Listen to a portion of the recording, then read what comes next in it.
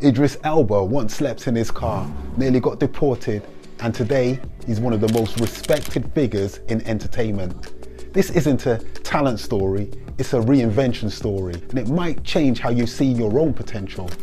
What if I told you that success isn't about finding your lane, it's about earning it over and over again?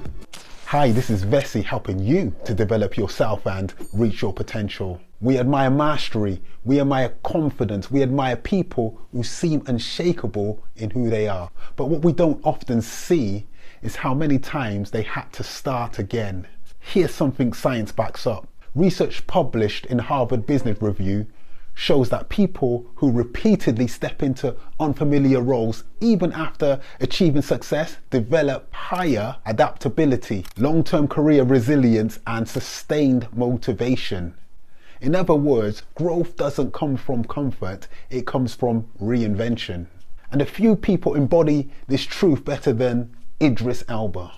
Before the red carpets, before the awards, before the global recognition, Idris was broke.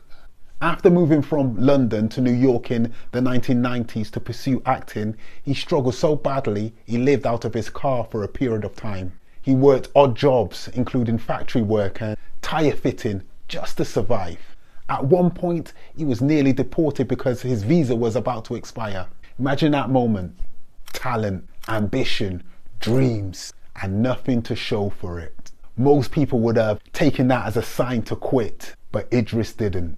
He later said in interviews that during those years, he focused less on fame and more on craft, learning, observing, refining, and then came The Wire.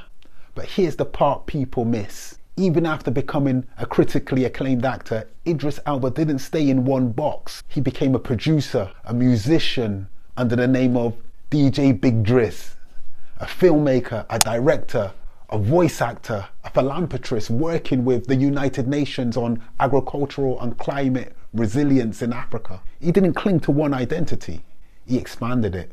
Studies from Stanford University shows that people who see themselves as evolving rather than fixed are more likely to sustain success and recover from failure. Here's the lesson. Mastery isn't about doing one thing forever.